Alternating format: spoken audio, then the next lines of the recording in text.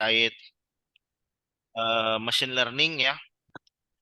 Jadi machine learning ini merupakan ilmu yang cukup penting ya untuk kita ketahui di era saat ini ya, di era 4.0 ya, di era industri 4.0 yang hampir sebagian besar aktivitas sekarang kita sudah didukung dengan adanya teknologi AI ya. Jadi ya bisalah kita lihat di dalam kehidupan kita sehari-hari ya. Jadi kadang kita kalau ngerja tugas sekarang dengan menggunakan bantuan chat GPT ya. Jadi sekarang nyusun skripsi, tesis itu sudah terbantulah dengan adanya teknologi AI ya.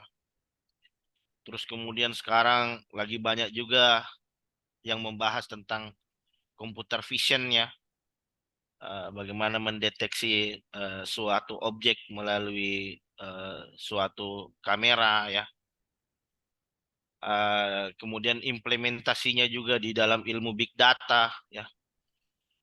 Jadi hampir sebagian besar implementasi teknologi sekarang sudah berbasis pada kecerdasan buatan ya atau AI ya. Jadi di malam hari ini kita sudah hadir Pak Andi Prademon ya yang selaku expert di bidang tersebut ya yang akan membagikan wejangannya kepada kita semua ya. Jadi apa ya semoga apa yang kita pelajari di malam hari ini itu bisa memberikan manfaat untuk kita semua ya. Jadi mungkin kita bisa mulai dengan doa bersama terlebih dahulu.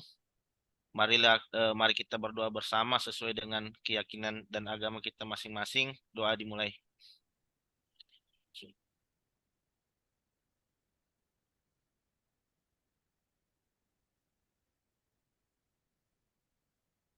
Doa selesai ya.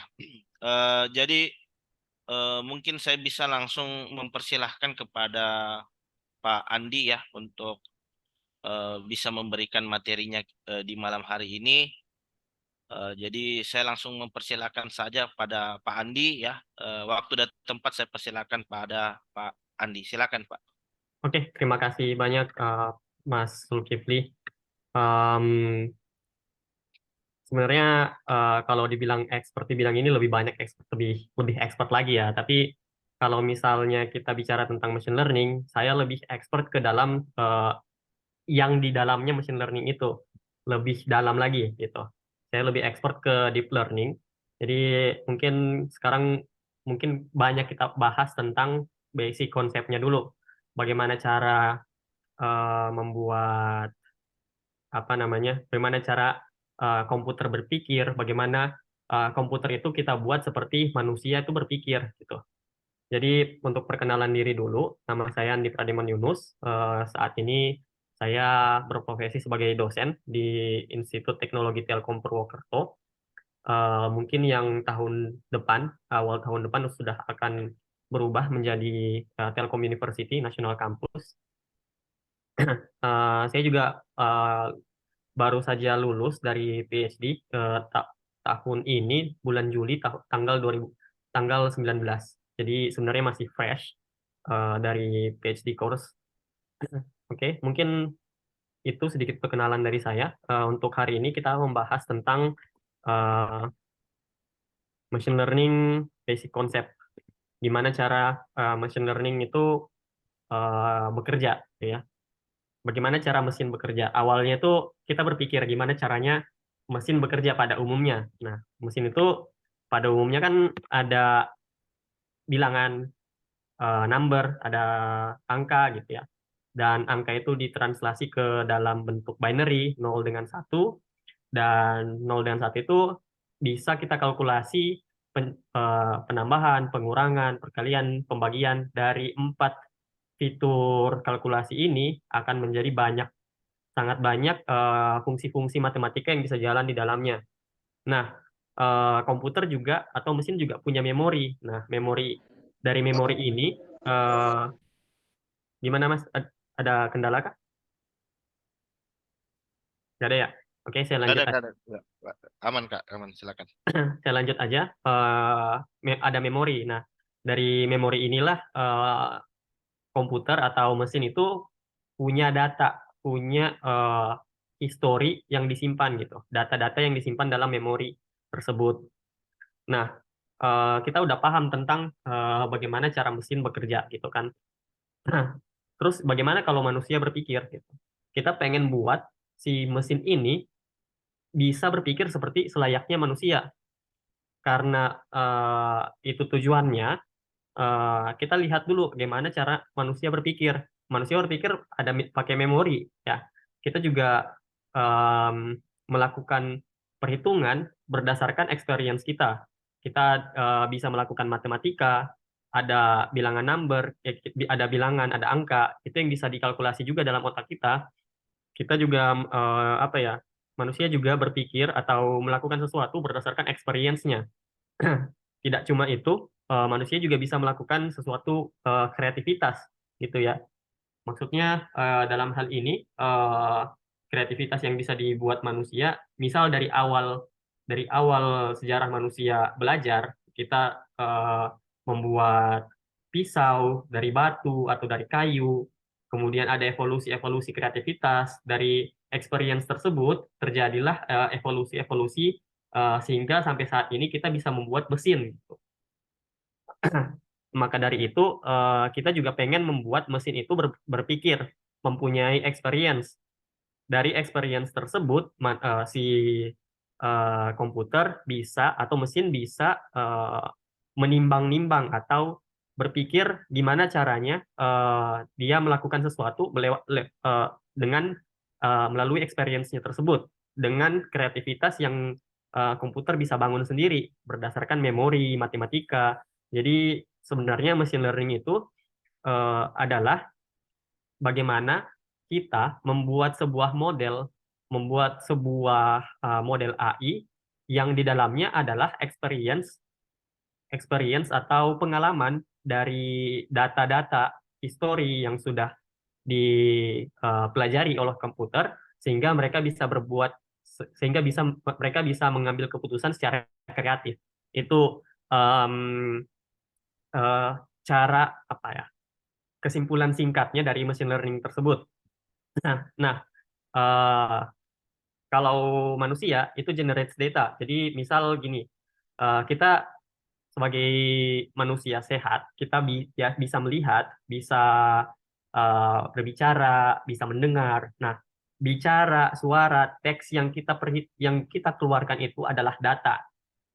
Dan semua sesuatu benda yang ada di dunia ini itu juga generate data, entah itu mobil, burung, eh, binatang segala macam itu ada data yang mereka generate, ada data yang mereka keluarkan gitu. Apa saja datanya ya bisa saja bentuk mereka, entah itu apa namanya suara mereka, entah itu gerakan mereka, itu adalah data-data yang bisa kita ambil, bisa kita kelola, nah dan bisa kita jadikan apa ya sesuatu input atau experience. Jadi machine learning itu cara memprosesnya adalah histori dari data-data yang telah dikeluarkan oleh sesuatu benda atau apapun itu, manusia, hewan atau apapun itu, histori dari data-data tersebut diproses oleh model machine learning yang akan menjadi pengalaman untuk si mesin ini yang disimpan dalam sebuah model AI, dan model AI ini bisa dijadikan patokan sebagai eh, dijadikan patokan oleh mesin untuk mengambil keputusan tertentu. Begitu ya. Nah, jadi apa itu AI, apa itu machine learning, apa itu deep learning. Nah, di sini mungkin sedikit penjelasan dari eh, pendahulu-pendahulu kita, peneliti pendahulu kita, dari Arthur Samuel tahun 1959, udah lama banget. Tapi sampai sekarang teori-teorinya masih dipakai. The study that gives the computer the ability to learn without being explicitly programmed. Jadi menurut beliau machine learning itu, AI itu, atau deep learning itu adalah kemampuan belajar komputer yang bisa mempelajari sesuatu tanpa harus diprogram gitu.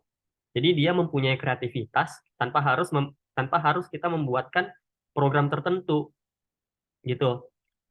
Menurut Alan Turing, nah Alan Turing ini salah satu pencetus machine learning, teori teori teori AI yang dari dulu, dari tahun 1950 sampai sekarang pun komputer yang dibuat atau teori-teori yang dibuat sama Alan Turing masih terpakai. Nah, beliau sudah mengenalkan machine learning sejak tahun 1950. Nah, sementara kita sekarang baru kenal bagaimana cara penggunaan machine learning tersebut. Sangat tertinggal kan dibanding seorang yang dari tahun 1950. Sudah berapa tahun itu perbedaannya? 80 tahun lebih. Eh, iya 80 tahun lebih. Nah, jadi menurut beliau machine learning is an application of artificial intelligence where a computer or machine learns from the past experience or input data and makes future predictions. The performance of such a system should be at least human level. Jadi menurut beliau machine learning itu adalah implementasi dari AI di mana komputer atau mesin bisa belajar dari pengalamannya ini diambil dari input dari data yang kita masukin dan itu akan menjadi prediksi untuk masa depan gitu. Performance-nya ini harus at least paling paling paling rendah setara dengan manusia. Nah, gimana ceritanya? Kita aja maksudnya apa ya? Gimana ceritanya mesin bisa lebih pintar daripada manusia, gitu kan? Sebenarnya ada batasan-batasan machine learning, tapi ada juga kelebihan machine learning dibanding manusia, gitu. Mungkin saya lanjut dulu. Oh ya, ini sebelum itu eh, sebelum saya masuk lebih dalam, nah ini ada perkenalan tentang AI. AI itu lebih luas. Jadi misal kita buat program sesuatu ya, program sesuatu if, for dan lain-lain itu udah termasuk AI ya. Itu udah termasuk AI. Kenapa? Karena AI itu adalah artificial intelligence, intelligence yang dibuat gitu, kecerdasan yang dibuat. Jadi program pada umumnya adalah AI, di mana machine learning di dalamnya lebih khusus lagi mempelajari data-data eh, data-data yang misal eh, ada data history dan data history tersebut ingin kita buat lebih otomatis supaya komputer bisa mempelajari data history tersebut. Di mana deep learning lebih dalam lagi itu bagaimana komputer mesin bisa menyerupai sel-sel saraf manusia, sel-sel saraf jaringan saraf tiruan ya namanya ya. Bagaimana bisa menduplikasi otak manusia atau bisa lebih daripada otak manusia. Ya kita tahu sendiri otak manusia ada kekurangannya. Kita bisa apa ya berpikir secara kreatif, kita bisa membuat sesuatu, kita bisa apa ya kalkulasi, kita bisa membuat mesin lebih pintar daripada kita. Nah, di mana manusia nggak bisa memproses data yang sangat banyak dalam satu kali, sementara mesin bisa melakukan hal tersebut gitu. Jadi kelebihan mesin adalah kita bisa masukin sangat banyak data satu kali. Si mesin bisa memproses semua data tersebut untuk dijadikan experience dari mesin tersebut begitu. Jadi itu sedikit kelebihan dari mesin dan mungkin bisa kita enhance atau kita advance kelebihan tersebut biar bisa digunakan atau lebih berguna untuk kebutuhan manusia sendiri gitu ya. Nah, task dan challenge-nya manusia punya otak nih. Manusia punya otak. Manusia punya penginderaan input penglihatan seperti ya penglihatan. Nah, komputer juga punya penglihatan kan, punya kamera gitu. Dari kamera komputer bisa memproses data-data dari kamera, punya pendengaran, bisa mendengar audio, bisa menghasilkan audio. Nah, komputer juga bisa melakukan hal tersebut kan. Kemudian sentuhan, ya nggak tahu ini kalau misalnya sekarang udah ada sensor untuk mendapatkan penginderaan sentuhan di komputer. Tapi manusia bisa melakukan hal ini. Ini adalah indera indera khusus manusia yang nggak tahu kalau misalnya sekarang udah ada apa belum. Perasa juga pengecap lidah. Saya kurang tahu kalau misalnya udah ada em, apa namanya sensor yang manusia buat untuk bisa mengecap rasa. Tapi menurut logika pemikiran saya sendiri, sepertinya bisa karena rasa itu tercipta dari eh, kimia, proses kimia gitu. Jadi untuk menangkap proses kimia tersebut ya kita bisa menggunakan sensor kimia kan atau penciuman. Nah, penciuman juga saya kurang tahu kalau misalnya komputer bisa atau enggak. Tapi em, pada dasarnya rasa dengan penciuman itu lumayan mirip. Jadi materialnya adalah proses kimia itu. Nah, sementara manusia bisa mengeluarkan output suara, bisa mengenali objek. Ini salah satu contoh saja mengenali objek dari otaknya gitu. Jadi apa aja task dengan challenge-nya machine learning yang bisa dilakukan sama machine learning saat ini, yang kurang tahu ke depannya kayak gimana. Sekarang itu machine learning sudah bisa melakukan clustering.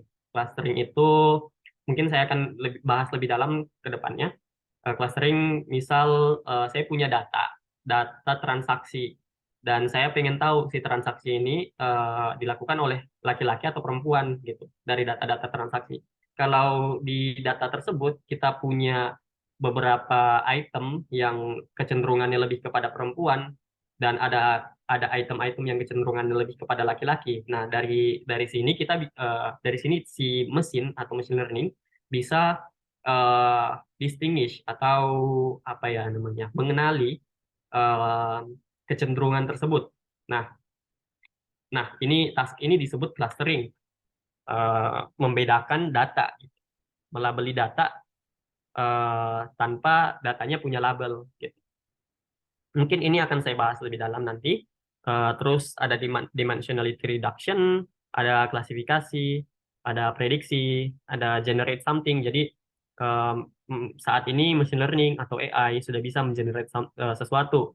Kita masukin sesuatu, misal di Adobe ya, sekarang udah bisa. Saya pengen ada gambar pantai. Nah, Adobe akan mengeluarkan gambar pantai. Nah, itu kreativitas dari sebuah mesin.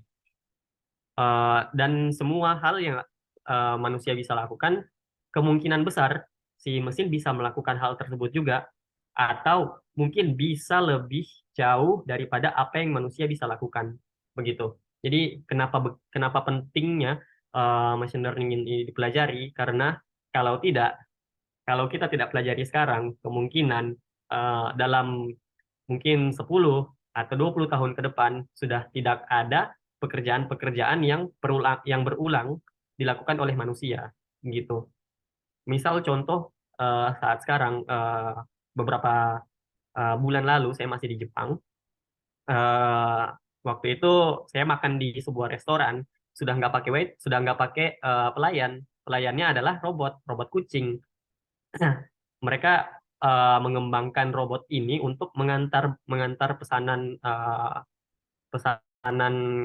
customer gitu. Jadi apa aja yang manusia bisa lakukan, si AI juga bisa melakukan hal yang serupa dengan akurasi yang lebih tinggi gitu. Jadi ini adalah tantangan kita tersendiri juga ya. Bagaimana cara agar kita nggak tergeser sama mesin gitu. Makanya kita perlu tahu gimana apa aja yang mesin nggak bisa lakukan dan manusia bisa lakukan. Mungkin teman-teman bisa memikirkan apa yang manusia bisa lakukan, tetapi mesin nggak bisa lakukan, gitu. Eh, Mungkin saya lanjut dulu. Nah, machine learning terbagi dua tipe. Yang pertama unsupervised learning dengan supervised learning. Apa unsupervised learning itu? Unsupervised learning itu adalah satu teknik di dalam machine learning di mana kita menginputkan data yang sama sekali tidak diketahui, jadi nggak ada labelnya. Misal saya punya data kucing dengan anjing, nah data kucing dengan anjing tersebut si mesin harus harus bisa membedakan yang mana kucing, yang mana anjing gitu. Lewat interpretasi, terus ada algoritma di dalamnya, ada processing, terus pada akhirnya si mesin bisa si komputer bisa membedakan yang mana anjing, yang mana kucing, gitu. Untuk manusia sendiri, ini hal yang mungkin tidak bisa dilakukan ya. Maksudnya waktu kecil, waktu kita masih bayi, waktu manusia masih kecil sekali, belum ada pengetahuan tentang binatang. Kira-kira tanpa ibu kita, tanpa orang-orang yang lebih dewasa dari kita, bisa nggak kita tahu bedakan yang ini kucing, yang ini anjing? Yang ini kucing loh, yang ini anjing loh. Nggak bisa kan? Jadi di sini adalah salah satu keuntungan dari machine learning, di mana si mesin tersebut bisa melihat pola dan membedakan satu ini adalah hewan yang lain dan yang ini adalah hewan yang lain, gitu. Tanpa diberitahu kalau misalnya ini anjing loh, ini kucing loh, ini kamu sebut kucing ternyata ini anjing, itu salah. Nggak ada pemberitahuan tentang itu. Si mesin sama sekali nggak mengetahui apa apa aja di dalamnya, apa aja hewan yang ada di dalamnya, gitu. Jadi mungkin unsupervised learning sedikit pengertiannya tentang itu. Bagaimana cara mesin belajar tanpa diberitahu kalau misalnya si mesin ini, si objek ini adalah objek tertentu, gitu. Jadi datanya nggak ada labelnya, ini kita nggak tahu ini kucing, ini anjing, gitu. Bisa saja ini anjing, bisa saja ini kucing, gitu.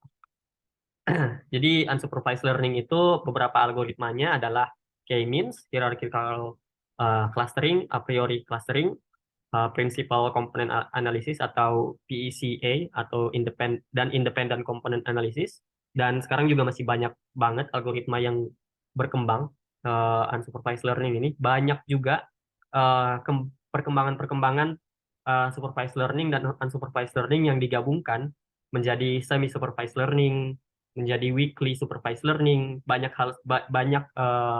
tipe-tipe yang berkembang, tetapi sebenarnya dua ini adalah supervised learning dan unsupervised learning ini adalah inti dari machine learning tersebut, gitu. Jadi ini salah satu contoh eh, pengelompokan data. Jadi ini misal ada data eh, apa ya, pembelian item, transaksi, transaksi transaksi travel. Jadi misal ini Travelika, gitu ya, Travelika. Di Travelika ini ada data-data transaksinya, gitu.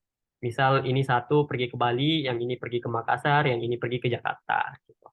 Jadi dari pola pembelian uh, data transaksi tersebut bisa dijadikan clustering, bisa dijadikan kelompok-kelompok. Kita bisa tahu tujuannya bakal kemana, gitu. Itu mungkin contoh paling mudah dipahami untuk clustering tersebut. Jadi ada keuntungannya unsupervised learning, ada kekurangannya juga. Jadi keuntungannya, datanya lebih mudah didapat karena kita nggak perlu melabeli satu persatu. Misal kita punya beberapa data binatang gitu, yang ini kucing, yang ini kelinci, yang ini anjing, yang ini ular, yang ini buaya. Kita nggak perlu melabeli eh, data-data tersebut dengan nama-nama hewan tersebut. Kita nggak perlu. Jadi komputer dikasihin aja gambar-gambar hewan-hewan tanpa perlu tahu dia itu ternyata hewan ini, gitu. Dengan computation cost-nya nggak terlalu mahal ya, lebih murah karena dengan komputer-komputer biasa yang mungkin sekarang i5, i7 itu udah bisa menjalankan unsupervised learning ini. Kenapa? Karena dia nggak perlu perulangan yang sampai si eh, si komputer harus diajari terus-menerus, gitu. Mungkin ini kita bisa lebih paham kalau misalnya kita akan pelajari di supervised learning nantinya. Disadvantage-nya atau kekurangannya adalah algoritmanya lebih sulit mendapatkan akurasi yang tinggi, seperti the algorithm have a more difficult task to process the analysis data. Jadi akurasinya bakal lebih rendah dibanding supervised learning, karena ya wajar menurut saya, karena Misal seperti eh, seorang bayi gitu ya. Ada bayi yang kita nggak kasih tahu sama sekali ini dia sebut si kucing, ternyata dia nyebutnya kelinci gitu. Kita nggak tahu dia nyebutnya itu benar apa enggak gitu. Jadi akurasinya itu lebih rendah dibanding supervised learning. Dengan algoritmanya juga benar, algoritmanya nggak tahu apa output keluarannya benar apa enggak. Itu sih. Jadi ini saling berkaitan kekurangannya. Saat nggak ditahu, apa namanya, algoritmanya nggak tahu hasil yang dia keluarkan ini benar apa enggak. Dengan yang pertama itu akurasinya lebih rendah dibanding eh, dibanding apa ya, supervised learning gitu. Oke. Untuk supervised learning, oh ya, kalau misalnya ada yang mau bertanya langsung bisa, mungkin gimana Mas Zulkifli, kalau yang mau bertanya apa di chat aja dulu ya, di chat aja dulu. Ya. Kalau mungkin bisa diteruskan dulu Pak, mungkin Oh ya, di akhir sesi bisa kita buka sesi tanya jawab. oke, siap. Oke. Silakan Pak. Ya. Oke, saya masuk ke supervised learning. Nah, supervised learning ini adalah cara belajar komputer, caranya kita mengajari komputer, bagaimana bagaimana komputer ini kita ajar berkali-kali. Nah, contoh paling mudahnya adalah, misal saya berikan task kepada komputer, ya secara logik, misal komputer dikasih 3 kali 3. Sebenarnya komputer bisa langsung tahu 3 kali 3 di perhitungan CPU, sebenarnya bisa langsung tahu 3 kali 3 sama dengan 9. Tapi kalau di supervised learning ini, komputer diajari bagaimana cara kreatif, seperti bayi atau anak SD yang sedang belajar di matematika. 3 kali 3 berapa gitu. Ada yang menjawab, 3 Pak, salah gitu. Jawabannya dikembaliin salah gitu ya. Jawabannya dikembaliin salah, terus si anak ini berpikir, kok salah sih? Oh iya, mungkin mungkin 4 Pak. Nah, salah lagi gitu. Sampai dia benar-benar bilang 3 kali 3 9 Pak. Oh iya, benar 9. Dikembalikan lagi benar, terus si anak SD, oh iya benar. Berarti mungkin sebentar, kalau misalnya 4 kali 4 itu adalah 10. Tapi ternyata salah lagi. Berarti dikembalikan lagi kepada anak SD-nya sampai si komputer ini mengerti semua perkalian 3 kali 3, 4 kali 4, 5 kali 5, misal ada pola seperti itu. Begitu. Jadi supervised learning, contoh em, cara cara cara belajarnya seperti itu ya. Nggak bisa langsung 1 kali. Ternyata ini 3 kali 3 9. Ya sebenarnya dia bisa begitu, tapi kita nggak mengajari komputer secara kreatif membuat apa ya, pemahamannya sendiri tentang pattern, tentang pola yang ada dalam data kita gitu. Jadi contoh dari supervised learning ini adalah, misal kita punya data, label data. Datanya sudah dilabeli. Ini si kucing, ini si kucing, ini anjing gitu. Terus datanya kita masukkan ke dalam model AI ini, yang di dalamnya mungkin sebentar bisa lebih didalami. Jadi saya sebut model AI aja dulu. Terus model AI mengguess atau apa ya, secara kreatif dia menebak, dia memprediksi yang mana anjing, yang mana kucing. Terus loss function-nya akan mengembalikan data. Loss function itu adalah eh, prediksi, eh, apa ya namanya, selisih selisih antara prediksi dengan eh, dengan data yang sebenarnya. Jadi misal si model ini mengeluarkan hasil, ini kucing, ini kucing, dan data tersebut dalam dalam dalam bentuk angka ya. Misal ini 01 01, ini 10, ini 10. Jadi yang eh, prediksinya seperti itu. Terus dikembalikan, loss function-nya adalah em, selisih dari prediksi dan data asli. Terus dikembalikan lagi dan dioptimize. Kita kembalikan nilai loss-nya kepada model, dan model diberitahu kalau misalnya em, si tebakanmu salah loh. tebakanmu salah loh. Jadi dia selama beberapa ratus kali atau beberapa ribu kali, bisa juga beberapa juta kali, misal seperti ChatGPT seperti itu, itu perulangan untuk mengajarkan dia bisa mengenerate sesuatu secara kreatif itu bisa bisa sampai jutaan kali gitu. Jadi untuk menemukan pola-pola di dalam data data ini itu dia harus diajarkan beberapa kali. Terus kemudian setelah model ini sudah tahu pola dari data tersebut, nah modelnya kita simpan. Model yang ini nantinya dipakai untuk real time apa ya, prediksi secara real time gitu. Karena yang disimpan di sini adalah experience dari apa yang sudah diajarkan di dalam em, proses ini gitu. Jadi misal di sini dia masih SD, setelah itu di sini udah lulus SMP, udah lulus SD, di sini udah SMP, dia udah punya pengalaman tentang perhitungan gitu, tentang perhitungan. Jadi kita masukin data-data yang baru, yang mungkin si model ini belum pernah lihat, si model paling enggak udah bisa eh, memprediksi apa aja yang bisa jadi keluaran gitu, yang bisa misal di recognize sama si model tersebut. Nah, loss function ini sebenarnya ada banyak ya. Ada jarak, ini RMSI, mungkin kalau ada yang tahu itu rumus Pythagoras, Euclidean, root, mean, square, error. Jadi Pythagoras pada umumnya, mean, square, error sama aja, hanya nggak pakai akar. MEI itu adalah nilai sebenarnya dari prediksi dan data yang dimasukkan gitu. Oke, mungkin supervised learning itu seperti itu. Kemudian eh, apa-apa aja algoritma dari eh, supervised learning, banyak banget ya sebenarnya algoritmanya.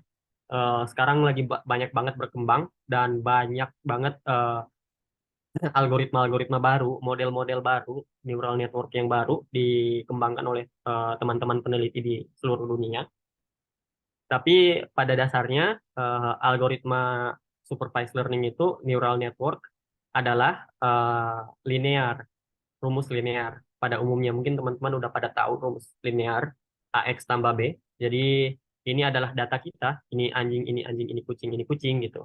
Terus di dalam neural network kita punya weight. Weight itu adalah bobot dari dari nilai-nilai tersebut, bobot yang diciptakan memang khusus untuk membandingkan semua atau melihat semua inputan data kita. Kemudian bobot ini kita translasikan ke dalam bentuk output atau kelas. Misal kita punya 4 buah gambar atau 4 buah objek, yang dalam objek tersebut adalah kucing dan anjing, dan di neural network ini adalah proses kalkulasi weight, pembobotan. Terus di sini adalah kelas, bukan kelas. Ya benar kelas. Biasanya sih orang sebutnya kelas ya, tapi eh, yang si anjing dan kucing ini 2 kelas jadinya ya. Satu kelas anjing, satu kelas kucing gitu, kelasnya. Jadi di sini keluarannya adalah anjing atau kucing gitu. Misal si anjing ternyata ternyata kemungkinan kemungkinan foto ini adalah kucing adalah 0,1%, sementara kemungkinan fotonya adalah anjing, objek tersebut adalah anjing 0,9%. Maka kemungkinan terbesar adalah objek tersebut adalah anjing gitu.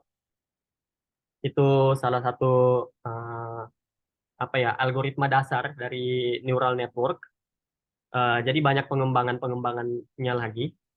Ada convolutional neural network, recurrent neural network. Convolutional ini biasa dipakai untuk gambar, bagaimana cara mengecilkan gambar untuk menjadi sebuah fitur yang eh, tidak mengurangi isi dari gambar tersebut, konteks dari gambar tersebut gitu, untuk dijadikan sebuah kelas. Jadi kalau misalnya kayak gini kan, ini data oke lah satu gitu, tinggal dikaliin 1 kali 1, terus tambah dengan biasnya, ya udah gampang gitu. Tapi kalau gambar kan gimana ceritanya? mau dimasukin dalam dalam seperti ini. Otomatis harus dibuat sebuah apa ya transformasi gambar menjadi sebuah fitur yang tidak mengurangi konteks di dalam gambar tersebut gitu. Ketiga, recurrent neural network. Ini biasa dipakai untuk data yang sekuensial. Misal kita punya stock market, eh, penjualan transaksi hari hari ini sampai tahun lalu sampai hari ini gitu. Jadi recurrent neural network biasa dipakai untuk memprediksi bagaimana kira-kira em, tahun depan itu gimana kira-kira perkembangan atau pola dari transaksi kita gitu ya. Recurrent neural network, generative adversarial network biasa dipakai untuk mengenerate gambar atau noise untuk komputer secara kreatif bisa menggambar.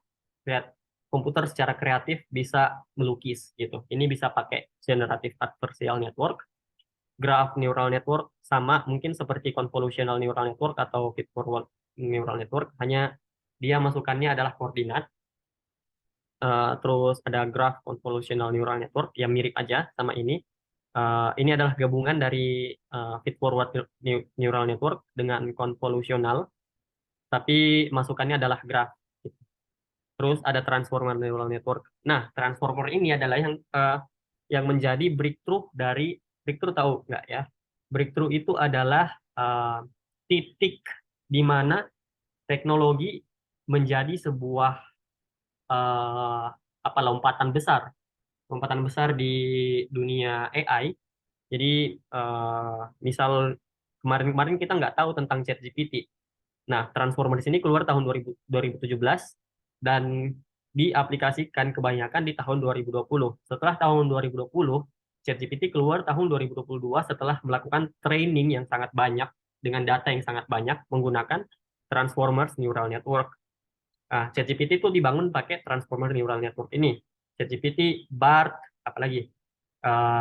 Mungkin kalau ada yang tahu, autopilotnya mobil Tesla itu dia mendeteksi objek-objek di sekitarnya itu menggunakan Vision Transformers, pakai Transformers juga. Jadi Transformers ini keluar tahun 2017 dan menjadi titik lompatan AI pada saat ini gitu. Jadi implementasinya banyak banget dipakai saat ini. Termasuk saya juga menggunakan Transformers untuk penelitian S3 S3 saya.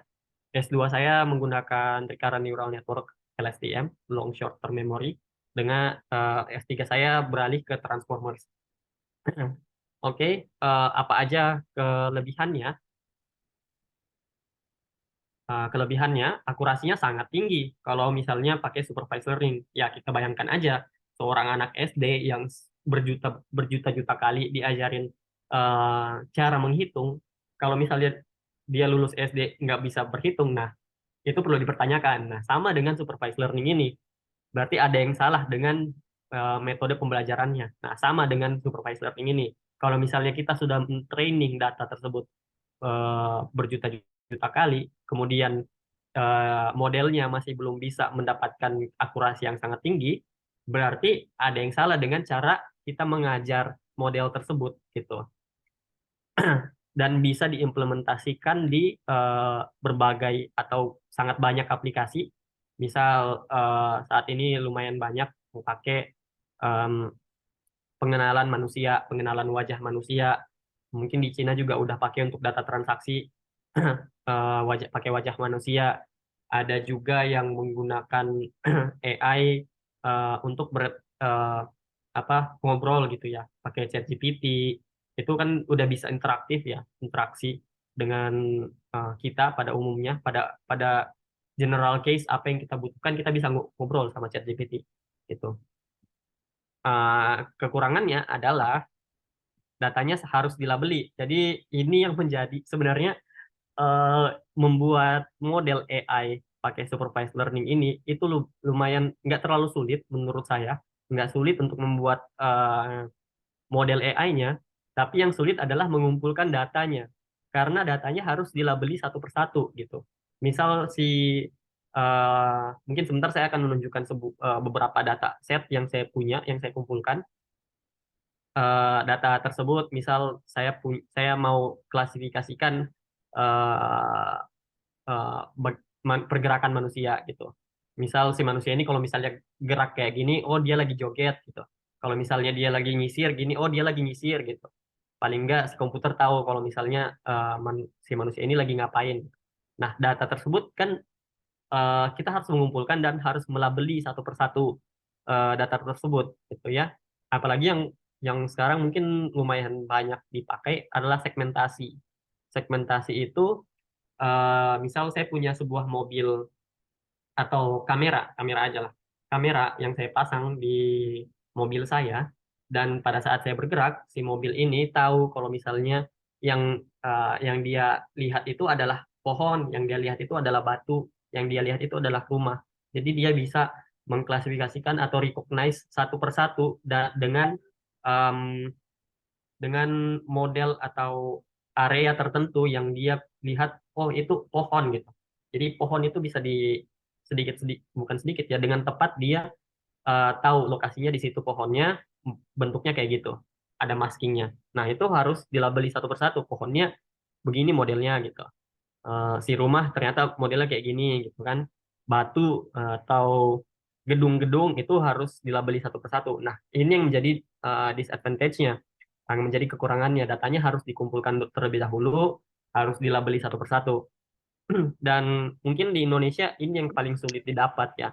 Menurut saya di Indonesia itu surganya AI. Menurut saya. Kenapa? Karena kita masih punya banyak banget masalah di di negara kita di negara kita ya, secara umum. Bagaimana cara kita mengatasi korupsi, bagaimana kita cara mengatasi apa penipuan. Nah, ini kan sebenarnya kita bisa bisa aja menggunakan AI untuk mendeteksi kalau ini tuh penipuan. Oh, ini tuh transaksi ternyata transaksinya mengarah kepada korupsi. Sebenarnya bisa seperti itu kan. Datanya juga ya, ya itu dia susahnya mendapatkan data itu sebenarnya. Banyak banget masalah yang bisa kita selesaikan dengan AI, eh, tetapi kita masih kesulitan untuk mendapatkan data tersebut. Itu yang pertama disadvantage-nya atau kekurangannya. Yang kedua, computation cost-nya sangat tinggi. Jadi untuk kita membuat sebuah model AI, paling tidak kita punya satu NVIDIA atau GPU yang benar-benar kuat untuk kita bisa mentraining ya. Sebenarnya pakai CPU bisa, hanya ya mungkin bisa ditunggu kalau misalnya pakai CPU biasa ya, i5 dengan data yang berjuta, yang berapa apa ya, beratus-ratus giga, ya bisa aja pakai CPU. Hanya masalahnya CPU-nya bisa sampai kapan bisa mentraining. Saya pernah mentraining satu pergerakan manusia, memprediksi pergerakan manusia. Satu gerakan saya prediksi itu butuh 18 hari untuk mentraining dia. Gitu. Bayangkan dengan komputer yang cuma untuk memprediksi pergerakan manusia, saya butuh 18 hari loh untuk training dia, untuk tahu bagaimana pola manusia itu bergerak.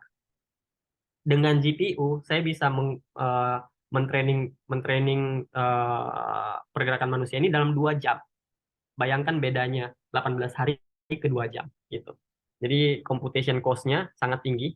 Jadi paling tidak kita memerlukan GPU. Mungkin sekarang sudah banyak superkomputer yang bisa digunakan, tapi ini juga ada ininya ya, ada solusinya sebenarnya. Kita bisa pakai sistem cloud yang disediakan oleh beberapa perusahaan besar seperti Google atau Kaggle. Itu juga mereka menyediakan GPU free, tapi berbayar juga mungkin lebih bagus. Terus kekurangan yang lain training modelnya yaitu seperti yang saya bilang tadi, sangat lama gitu ya. Kalau misalnya kalau misalnya komputernya kuat, ya training modelnya bisa cepat. Tapi kalau misalnya komputernya nggak kuat, otomatis kita harus menunggu gimana caranya si komputer ini berapa ratus kali harus diajari gitu. Gitu ceritanya.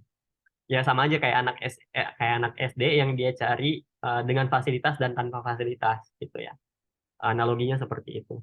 Kalau dengan fasilitas mungkin bisa lebih cepat gitu. Kalau misalnya tanpa fasilitas ya bisa juga belajar tapi mungkin lebih lama. Butuh butuh waktu yang lebih lama. Jadi untuk supervised learning konsepnya seperti itu.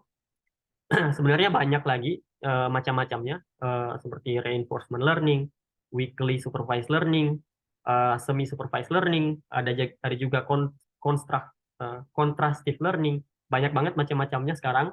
Tapi untuk basic konsep dari machine learning tersebut ada dua macam, supervised dengan unsupervised. Yang dilabeli datanya dengan yang tidak dilabeli. Yang dikasih tahu kalau misalnya ini salah, ini benar, dengan yang tidak dikasih tahu, yang ini salah dan yang ini benar. Jadi untuk basic konsepnya seperti itu. Jadi ini mungkin contoh dataset dari penelitian saya sebelumnya. Eh, saya sebelumnya ini cuma riset main-main aja ya. Cuma karena lagi kosong aja, terus ada data yang dikasihin, saya main-main dengan data ini gitu. Jadi ada sel eh, sel ikan atau sel manusia ya kalau nggak salah. Ini sel yang buruk, ini bukan sel yang buruk, sel yang tidak sehat dengan sel yang sehat gitu. Gimana cara si mesin, si komputer ini membedakan sel sehat dan sel tidak sehat. Seperti ini contoh datasetnya dan ini labelnya. Jadi di sini bakal banyak nih foto-foto atau gambar-gambar sel yang sehat. Di sini juga mungkin bisa eh, ribuan atau puluhan ribu eh, foto yang eh, data sel sehat dengan yang tidak sehat. Tetapi sebenarnya secara secara pola saya juga nggak tahu membedakan yang mana sehat, yang mana nggak sehat. Yang bisa membedakan ini adalah expertnya gitu kan, expert di bidang misal biologi atau kesehatan yang bisa membedakan ini gitu. Saya juga kalau misalnya lihat ini, wah ini mungkin sehat ini mungkin tidak sehat ini gitu kan. Saya nggak tahu. Tapi disinilah letak kekuatan mesin eh, bisa bisa belajar. Jadi mesin itu bisa melihat pola yang manusia pada umumnya yang bukan expert tidak bisa melihat pola tersebut gitu. Jadi mesin itu bisa eh, mengemphasize kemampuan manusia gitu. Ada dataset teks juga, misal dari bahasa Inggris ke bahasa Indonesia ke bahasa Jepang. Ini juga sebuah dataset. Mungkin yang paling populer digunakan adalah Google Translate, yang saya yakin di belakangnya adalah modelnya adalah Transformers juga. Itu pakai arsitektur encoder decoder. Mungkin itu kita bahas mungkin di pertemuan yang lain lebih dalam lagi. Nah, teks ini bisa ditranslasi dari nama dari bahasa Inggris ke bahasa Indonesia atau dari bahasa Indonesia ke bahasa Inggris atau ke bahasa yang lain. Jadi komputer bisa atau mesin bisa paham dengan pola-pola bahasa tersebut. Tuh. Audio mungkin saya nggak punya datasetnya, tapi audio juga bisa masuk eh, contoh data di machine learning. Jadi data setnya tuh sebenarnya bisa apa aja ya. Jadi data transaksi juga bisa, data stock market juga bisa. Apa saja yang bisa eh, yang bisa sebenarnya data apa saja bisa kita jadiin ini model AI gitu. Nggak hampir nggak ada batasan di model AI ini gitu. Misal saya mau generate generate gambar eh, sel ya bisa juga nggak masalah asal dataset sel-selnya lumayan banyak si komputer bisa dengan kreatif bisa menggambar menggambar atau mengilustrasikan sel yang sehat itu bagaimana sel yang tidak sehat itu seperti apa gitu. Jadi ini tentang dataset dan ini yang menjadi kesulitan kita sekarang ya karena bagaimana mendapatkan sebuah dataset itu mengumpulkan data tersebut di Indonesia itu lumayan sulit. Kita bayangkan aja kalau misalnya di Indonesia kita kumpulkan bahasa-bahasa daerah yang mungkin lebih dari 700 atau 800, kalau nggak salah sih 800 bahasa ya. Kita jadikan model AI, kita bisa mengkonserv si bahasa tersebut gitu. Kita nggak bakal ke apa ya, nggak bakal kekurangan ahli dalam bahasa tersebut. Misal kayak mungkin saya suku Bugis. Mungkin diproyeksikan bahasa Bugis akan hilang pada saat mungkin 50 sampai 100 tahun ke depan, karena semua orang semua orang yang berbahasa Bugis itu sudah malas atau sudah nggak mau pakai bahasa Bugis. Itu misal ya, bukan bukan bukan benerannya kayak gitu. Ya, kalau misalnya kita buatkan dalam model AI, otomatis si komputer udah punya experience, dan data experience tersebut bisa kita simpan terus-menerus. Paling tidak kita bisa, kalau misalnya mau mentranslate sesuatu dari bahasa Indonesia ke bahasa Bugis, di komputer bisa mengakomodasi kebutuhan tersebut, gitu ya. Itu yang menjadi apa namanya eh,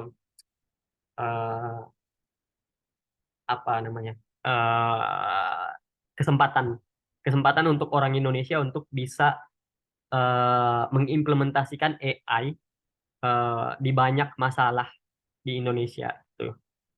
Sebenarnya sebenarnya ya, saya bilang Indonesia ini dianugerahi masalah-masalah penelitian AI yang sangat banyak gitu.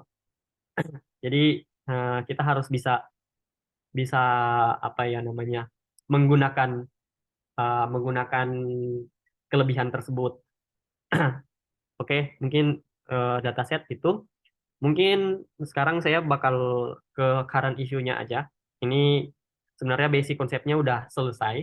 Secara fundamental, teman-teman udah tahu bagaimana komputer itu belajar, bagaimana eh, komputer diajari pakai label, pakai data yang dilabeli, atau komputer diajari tanpa data yang dilabeli, gitu.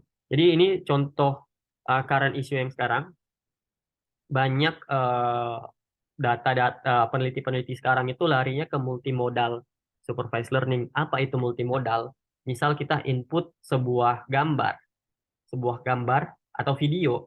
Video di dalamnya ada audio. Nah, satu satu inputan audio itu adalah satu modal, dan satu inputan video itu adalah satu modal. Dalam hal ini videonya tanpa tanpa suara ya. Jadi ini udah multimodal, bilangnya dua modal, multimodal. Bagaimana cara, misal dari cara percakapan bicara saya kayak gini, si komputer bisa mentranslasikan eh, dari video, dia bisa melihat cara bibir saya bergerak atau mulut saya bergerak, bisa mentranslasikan apa yang saya bilang, gitu. Itu multimodal. Atau mungkin ChatGPT 4 sekarang sudah bisa juga, itu juga sudah multimodal. Misal kita eh, masukin sebuah gambar, terus di dalam gambarnya ada orang berpakaian warna hijau. Orang ini sedang bermain bola, gitu ya. Kita bisa tanyakan, kita masukkan gambar gambar tersebut, kita tanya ke ChatGPT, apa yang orang pakai baju hijau ini lakukan. ChatGPT bisa mengenerate bilang, oh dia sedang bermain bola. Nah, itu adalah multimodal, gitu ya. Bisa juga lebih dari dua atau tiga atau empat, atau ya bisa lebih banyak modal, gitu. Modal itu adalah inputan, jenis inputan. Jadi multimodal ini kenapa peneliti-peneliti pada masuk ke sini semua?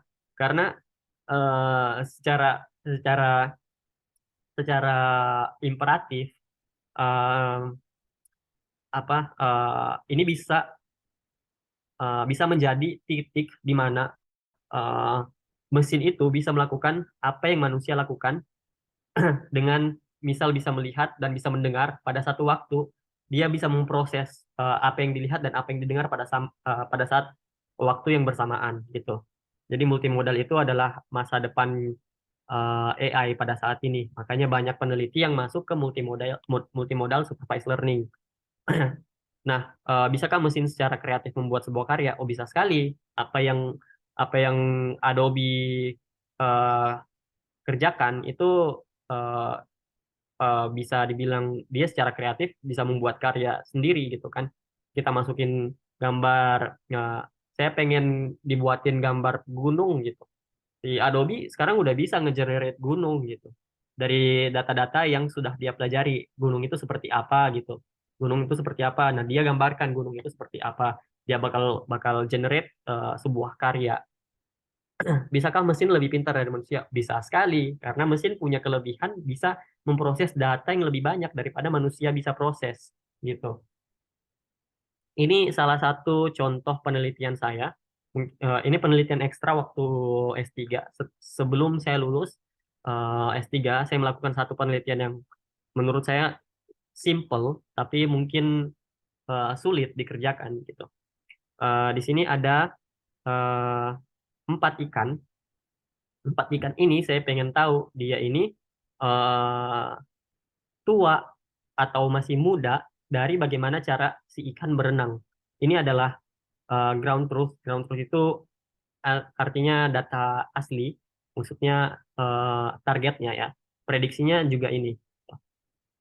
Jadi dari model ini si model saya udah bisa memprediksi dari pergerakan ikan.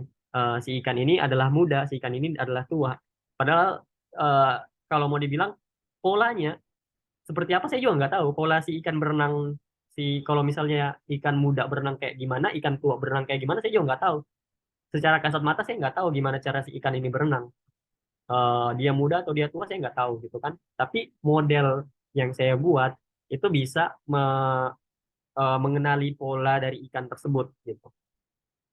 Nah, nah, ini juga salah satu dataset yang baru keluar dari, saya lupa mungkin negaranya, orang-orangnya sih orang-orang Cina ya.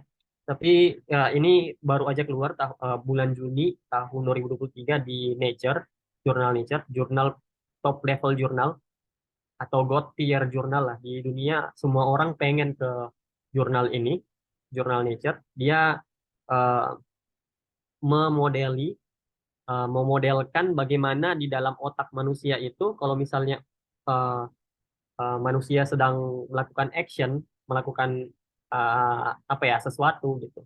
Misal sedang, seorang lagi berenang, dia bakal memodelkan si manusia ini lagi berenang, terus dia tahu dia tahu manusia ini lagi berenang pakai otak sebelah mana, pakai otak apa, pakai vortex atau lateral atau apa sih namanya nggak tahu juga ya. Saya kurang kurang tahu jenis-jenis otak ini, area-area otak, tapi dia menggambarkan di mana letak kalkulasi atau computation yang dilakukan otak manusia untuk mengetahui eh, apa yang manusia sedang lakukan gitu. Jadi ini menurut saya sangat wah. Ini kerjaan kalau misalnya dilakukan mungkin butuh waktu sangat sangat lama, bertahun-tahun untuk bisa mendapatkan hasil-hasil pemodelan otak manusia seperti ini ya. Di mana untuk apa mereka menggunakan memodelkan otak manusia? Ya, sama sebenarnya tujuannya adalah supaya kita bisa kita bisa mencontoh otak manusia yang kita tahu sendiri otak manusia adalah yang paling advance dari semua makhluk hidup di dunia gitu kan. Yang paling bisa inilah adaptasi, yang paling bisa belajar. Gimana caranya si otak manusia ini belajar gitu. Gimana cara komputasi di dalam otaknya itu gimana cara bekerja gitu. Dan itu adalah salah satu contoh penelitian ya yang saat ini yang paling baru. Oke, current issue yang lain. Ini seperti yang saya bilang tadi, multimodal supervised learning. Jadi kita masukkan sebuah gambar. Di gambar ini kita ingin tanya eh, apa warna bolanya itu warna apa gitu. Jadi si komputer bisa mengenerate, dia tahu, oh yang dia tanyakan itu bola ternyata. Yang dia lihat, yang fokusnya adalah bola. Artinya yang dilihat adalah bola dulu. Bola terus eh, si komputer dengan kreatif bisa bisa eh, menyimpulkan oh bolanya warna warna merah dengan putih. Kalaupun dilihat dengan yang lain ya, itu warnanya ya mirip-mirip. Ini cuma red, ini white and red. Ya bedanya nggak terlalu jauh juga sih. Tapi ini ini namanya bobot ya, bobot dari atau weight dari keputusan keputusan komputer untuk mengambil ternyata red and white itu. bolanya merah dan putih gitu. Warna dominannya merah, warna yang tidak terlalu dominannya warna putih gitu. Eh, ini disebut multimodal supervised learning. Nah, ini contoh model yang mengenerate sesuatu dari teks, eh, dari apa yang saya tanyakan, terus apa yang saya minta dari teks dia generate ke gambar. Misal saya ingin lihat astronot di bulan sedang naik kuda, padahal kan nggak ada gambar seperti itu. Nah, komputer bisa mengenerate secara kreatif, dia eh, bisa menggambarkan kira-kira seperti apa sih astronot yang sedang berkuda di bulan. Kan nggak masuk akal ya, nggak mungkin kan, nggak mungkin. Kudanya bisa mati, nggak ada oksigen juga. Ini sama yang kayak tadi, multimodal. Jadi ini namanya diffusion model, mungkin teman-teman sudah biasa pakai juga, generate gambar-gambar AI itu diffusion model. Apalagi, nah, karena sekarang lagi tren large language model atau model model bahasa yang sangat besar seperti ChatGPT, yang bisa mengenerate uh, apa ya, mengenerate uh, jawaban dari segala pertanyaan kita. Nah, um, current isunya adalah bagaimana cara sekarang peneliti-peneliti membuat model-model yang serupa, model-model yang besar, eh, punya pengetahuan yang lebih luas dan general, bisa dipakai hampir di semua semua masalah kehidupan gitu. Misal saat ini saya punya ide penelitian generate LMM, large motion model. Saya nggak masalah ya dibilang kayak gini. Kalau misalnya teman-teman mau membangun hal tersebut, ya alhamdulillah, berarti di Indonesia udah ada yang mau generate seperti itu, udah ada yang mau mau buat model seperti itu. Nah, large motion model ini berarti sebuah model di mana komputer sudah bisa eh, mengetahui apa-apa aja eh, kelakuan manusia, bukan kelakuan ya, apa ya, kerjaan atau aktivitas manusia gitu. Misal sekarang saya lagi duduk dan sedang bicara gitu, dari kamera komputer udah tahu saya sedang duduk dan sedang bicara dan sedang melihat laptop gitu. Itu sih untuk current issue sekarang. Sampai saat ini yang bisa saya paparkan itu, kalau misalnya teman-teman butuh live coding atau eh, bagaimana cara membuat sebuah machine learning itu, saya ada contohnya, tapi itu kita lakukan setelah mungkin tanya jawab. Oke, saya kembalikan ke Pak Zulkifli dulu. Oke, eh, apakah sudah selesai Pak untuk pemaparan materinya? Ya, sudah. Udah. Oke, ya. Jadi mungkin kita bisa langsung buka saja untuk sesi tanya jawab ya. Jadi saya persilakan kepada teman-teman untuk bertanya, bisa langsung raise hand ya, atau mengaktifkan mikrofonnya ya. Jadi silakan ya, waktu dan tempat saya persilakan kepada teman-teman untuk sesi tanya jawab.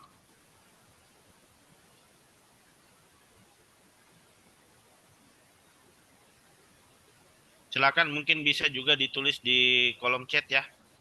Eh, oh, ini sepertinya ada pertanyaan Pak. Ini di Q&A. Oh, tadi sudah terjawab ya.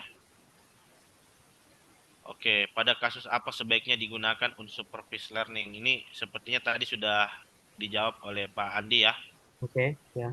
Mungkin, Jadi wah. mungkin ada pertanyaan yang lain, teman-teman mungkin bisa langsung menuliskan di kolom chat untuk pertanyaannya. Silakan.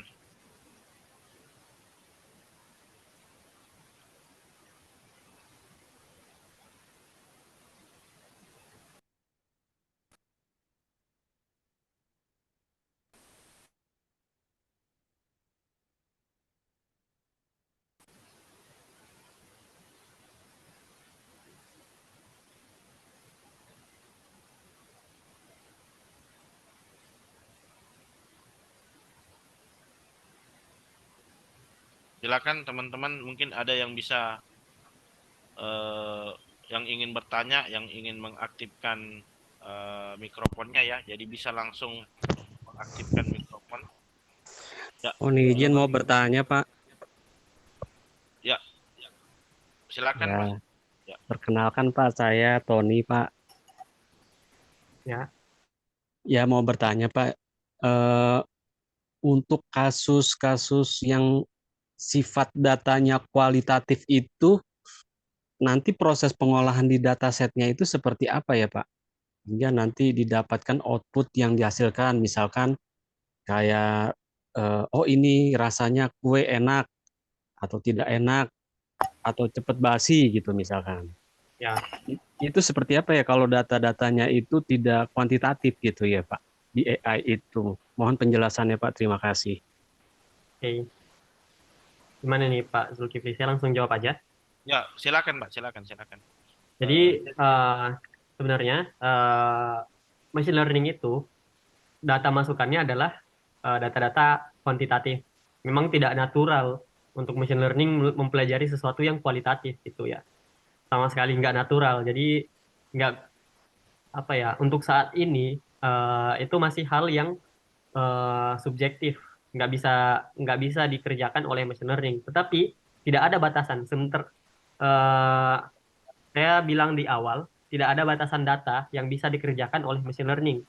Tidak ada batasan apa aja yang bisa dikerjakan gitu. Seandainya misal tasknya si kue ini enak dan enggak, ternyata dia melihat pola enak dengan tidak itu dari bagaimana si kue ini ternyata mungkin rasanya pahit gitu. Tapi itu kan nilainya subjektif ya. Ada orang yang suka pahit, ada orang yang nggak suka pahit. Dan pola tersebut pola tersebut dijadikan data kuantitatif untuk si em, mesin ini eh, memberikan apa ya, guess prediksi yang eh, lebih prediksi yang secara kuantitatif itu bisa diterima gitu. Nah, sebenarnya nggak ada batasan. Mau data kualitatif, kuantitatif itu nggak ada masalah. Tapi data natural machine learning itu adalah kuantitatif. Data kualitatif eh, bisa juga dijadikan data, tapi ya tergantung tasknya lagi. Tasknya mau apa gitu. Misal mau memberikan apa ya, penilaian pada sebuah makanan gitu ya. Nah, itu kan nilainya kualitatif juga ya. Nilainya subjektif juga. Kalau misalnya si komputer mengenerate, oh rasanya tidak enak. Nah, kita bisa salahkan nggak komputer? Dia bilang nggak enak. Nggak bisa kan? Karena nilainya subjektif gitu. Jadi sebenarnya ya bisa-bisa aja, hanya kita nggak punya nilai evaluasi dari data tersebut gitu. Baik, terima kasih Pak. Ya, terjawab apa enggak nggak tahu sih dari masnya. Cukup jelas Pak, terima Ya, kasih. ya, kasih banyak.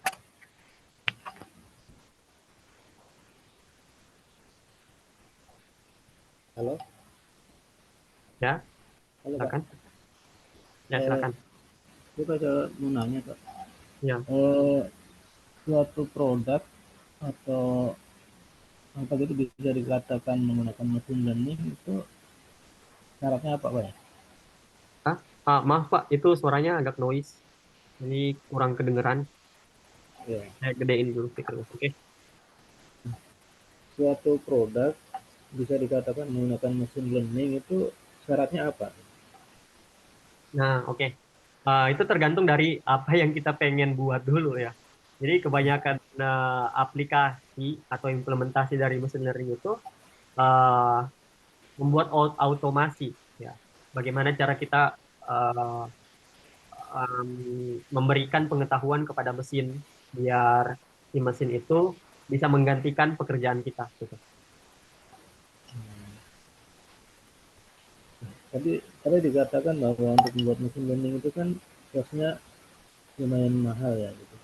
Ya, Apakah itu relatif atau memang seperti apa Pak? Kan biasanya tuh tergantung sama sistemnya mungkin ya. Mungkin contohnya ya, nih kita mau membuat sebuah apa namanya smart CCTV gitu, di mana CCTV tersebut bisa mengenal atau tidak, bisa mengenal orang-orang yang tidak orang oh yang ya. tidak dikenal gitu. Uh, otomatis kan kalau misal cuma membuat seperti itu kan kayaknya data setnya kayaknya nggak begitu besar ya. Nah, cukup mengenal Oh, keluarga di ya, oke, sementara oke. itu enggak. Apakah seperti itu Oke, bisa oke. dikatakan machine learning? Oke, saya mengerti. Jadi untuk machine learning ini, yang saya bilang computation cost-nya itu mahal adalah cara dia mentraining si model untuk jadi, misal anak SD deh, kita butuh training dia 6 tahun biar dia tahu tentang kalkulasi SD. Nah, setelah SD, apakah kita perlu training lagi? Nggak perlu kan? Dia udah tahu gitu, dia udah punya experience. Jadi model yang ini, model yang di shape itu dia udah nggak perlu, kita udah nggak perlu komputasi yang tinggi untuk menerapkan model tersebut. Gitu. Pakai komputer biasa, Raspberry Pi atau sekarang Jetson Nano atau Jetson apa itu juga udah cukup banget untuk mendeteksi misal kayak orang, bisa mendeteksi manusia, mendeteksi muka manusia itu sudah cukup gitu. Dan itu Jadi udah masuk yang ke machine learning enggak ya? ya itu udah masuk machine learning. Jadi yang menjadi nilai eh, apa namanya butuh kebutuhan kebutuhan akan computation cost itu adalah di training, bukan pada saat testing. Pada saat penerapan model tersebut kita udah nggak butuh. Gitu. Itu kan misalnya kalau misalnya kita training, misalnya kan kita training nih supaya eh, dia tahu apa keluarga-keluarga yang ada di rumah kita gitu, supaya suatu saat ada orang lain yang tidak dikenal dia bisa tahu gitu bahwa ini orang bukan dari keluarga kita gitu, untuk apa misalnya mengkonfirmasi ke pemilik rumah gitu misalnya. Misalnya seperti itu kan nggak perlu apa training yang apa namanya sulit banget gitu. Jadi training mengenalin keluarga sendiri aja kan sebenarnya udah cukup dengan bandingin dengan orang yang datang misalnya. Kan nggak perlu data yang begitu Oke, mahal kan. Apakah oke, seperti itu? oke. Saya mengerti apa yang Bapak bilang. Tapi gini, misal Bapak waktu masih waktu masih em, bayi umur umur 3 tahun lah, ada tiba-tiba orang yang masuk gitu. Ini orang yang nggak dikenal tapi mukanya mirip-mirip. Kira-kira Bapak bisa langsung tahu ini orang yang nggak dikenal, ini teman saya, ini bukan teman saya gitu. Tanpa perlu di training, tanpa perlu dikasih tahu ini orang jahat loh gitu. Jadi memang training itu prosesnya lumayan lama eh, karena kita pengen si model si komputer ini tahu dengan jelas. Ya sebenarnya training dengan mudah juga bisa, tapi kan akurasinya tergantung lagi. Akurasinya Hmm. bisa tinggi, bisa rendah juga gitu kan. Ya. Jadi kalau misalnya kita training lebih lama, bukan juga otomatis lebih bagus, tapi kalau misalnya relatively dia bakal lebih bagus Hmm. ya gitu. Ya tergantung ya kalau misalnya data data wajah wajah orang yang perlu dikenal itu cuma itu aja gitu. Misal cuma 3-4 orang yang saya rasa nggak sulit gitu, Hmm. nggak sulit. Ya, maksudnya Menurutku seperti itu. komputer biasa bisa cara Hmm. trainingnya. Oke, kasih. Gitu.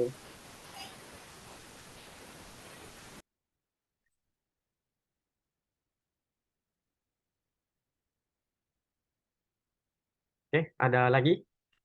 Ini ada pertanyaan yang open satu. Hmm, oke saya langsung aja ya. Mungkin di Q&A dari Adita Greni.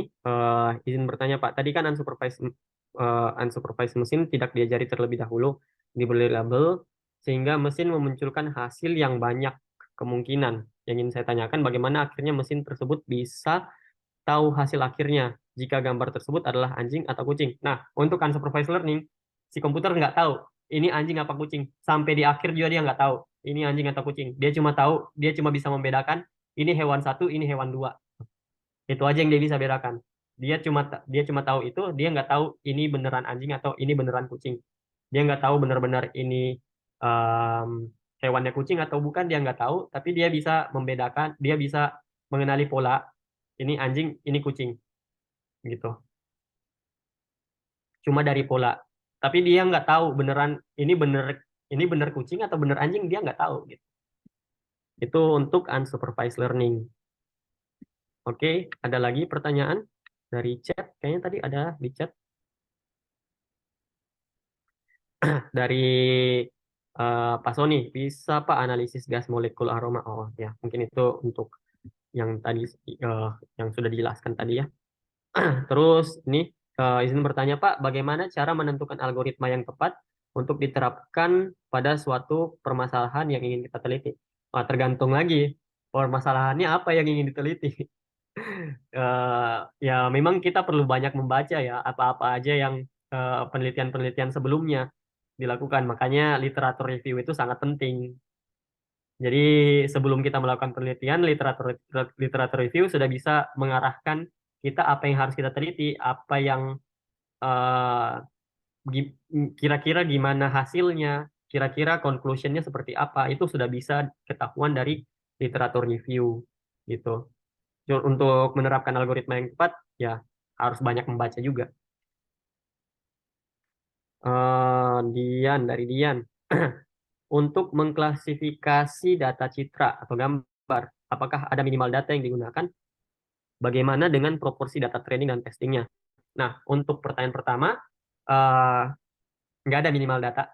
Mau datanya cuma 2 atau 10 atau 5, itu terserah. Tapi kira-kira modelnya ngerti nggak dari cuma beberapa data. Misal saya mau ya contoh yang tadi ya eh, apa dari Bapak siapa gitu tadi mau mengenali wajah keluarga.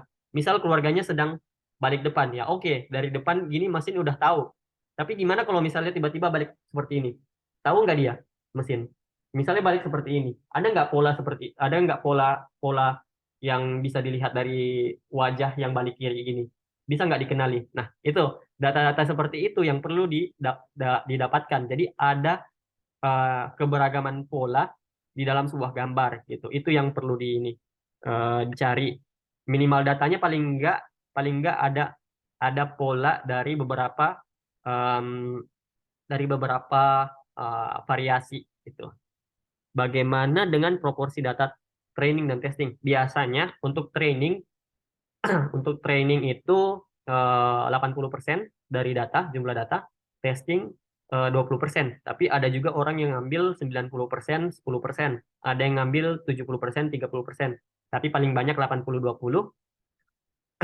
Dan testing itu ya hanya sekedar biar kita tahu bisa mengevaluasi si model ini di beberapa gambar yang belum dia ketahui, dia bisa nggak menentukan pilihan, bukan menentukan klasifikasinya, menentukan kelasnya gitu ya. Di algoritma neural network ada yang disebut dengan hyperparameter. Apakah ada rekomendasi fitur optimalisasi hyperparameter sehingga diperoleh hasil model yang maksimal? Prediksi, presisi, sensitivitas, spesifitas yang baik. Tergantung dari tasknya apa aja. Misal, bentar ya, algoritma NN ada yang disebut apakah rekomendasi fitur optimalisasi ini sebenarnya ada riset-riset tersendiri di luar machine learning. Jadi ada orang-orang yang meriset tentang optimalisasi machine learning, ada orang-orang yang meriset tentang bagaimana pemakaian optimalisasi ini ke implementasinya ke kehidupan sehari-hari gitu. Cara menentukan rekomendasi fitur optimalisasi by riset ya, itu by eksperimen. Taunya dari eksperimen. Jadi orang-orang itulah kenapa pentingnya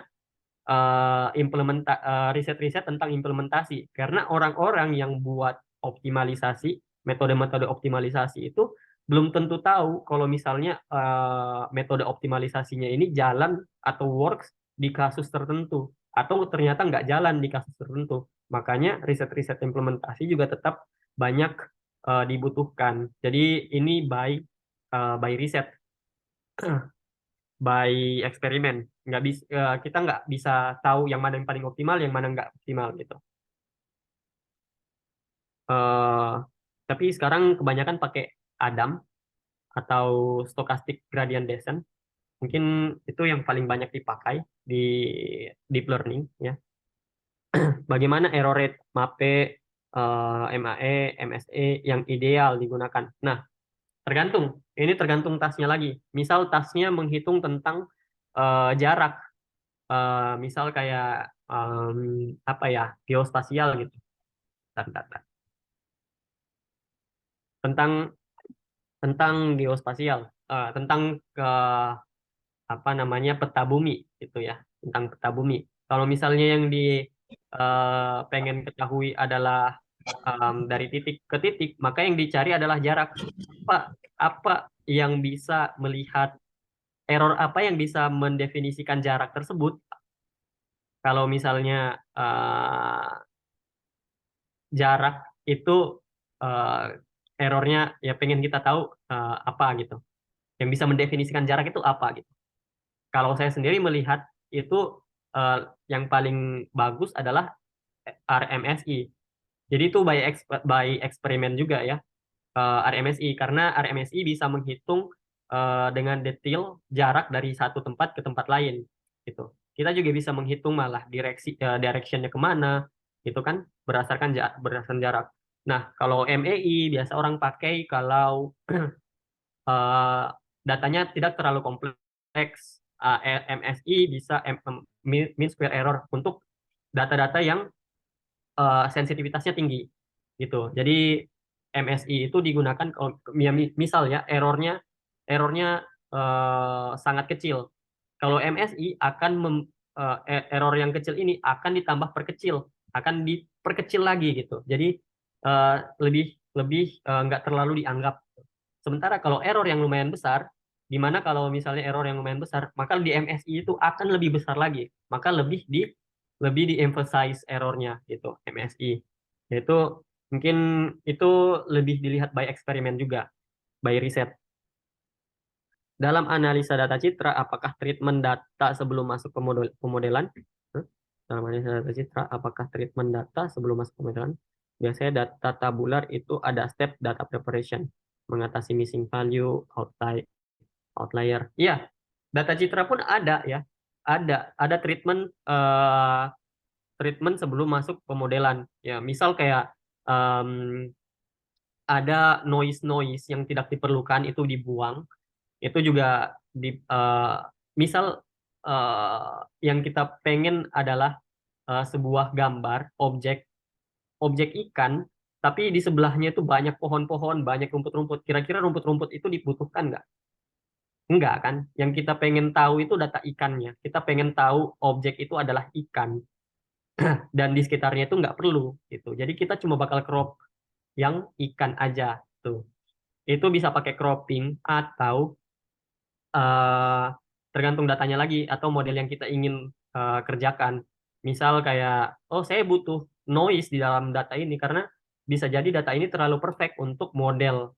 Jadi bukannya modelnya semakin pintar, ya dia pintar dalam kalkulasi tapi dia nggak kreatif dalam prediksi gitu. Jadi kita bisa nambahin noise di dalam data tersebut. Jadi ada juga treatment pada gambar gitu ya, pada citra ada.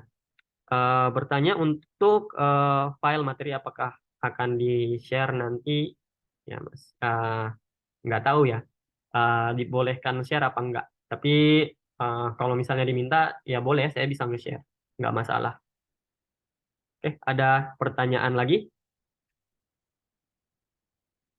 Apa udah terjawab? Kalau ada yang belum terjawab, tanya lagi aja atau langsung ini aja, langsung. Izin mau bertanya, Kak. Ya, Boleh, Kak? boleh. Langsung. Sebenarnya yang menjadi kendala terbesar AI itu sendiri apa ya, Kak? Ya, kalau boleh tahu. Terima kasih, Kak. Data. Udah, nggak ada. Nggak ada hal terbesar lain. Data dan computational cost. Jadi saya sampai saat ini belum bisa menjalankan riset karena saya belum punya data dan saya belum punya komputer yang cukup untuk mentraining data tersebut gitu.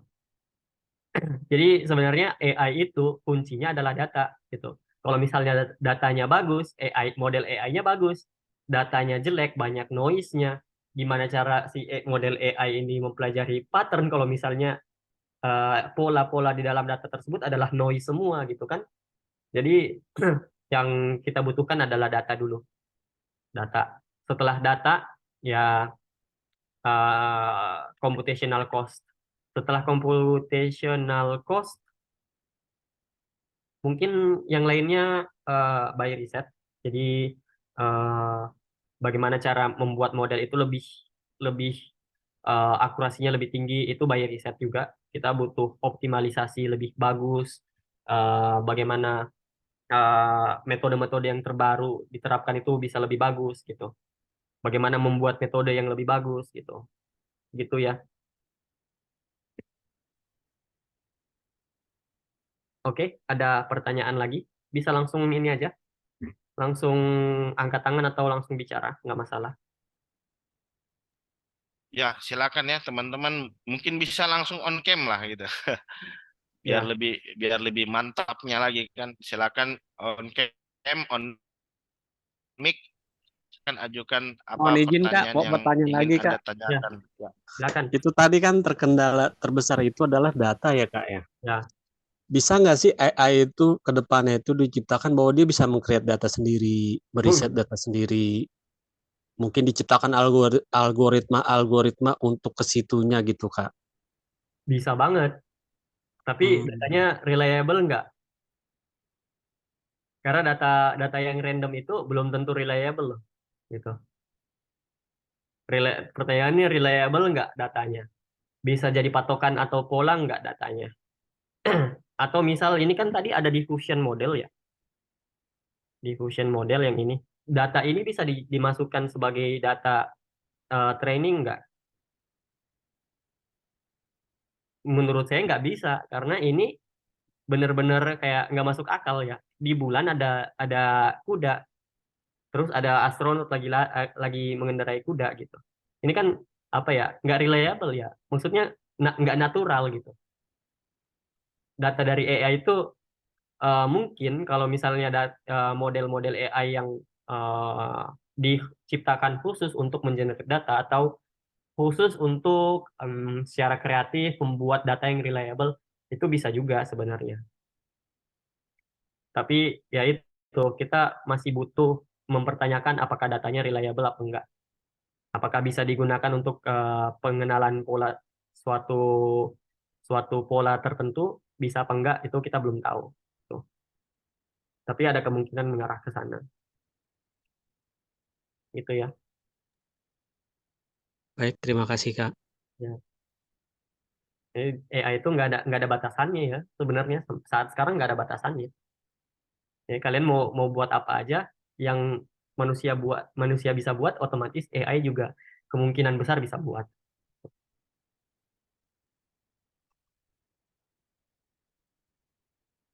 Ada lagi?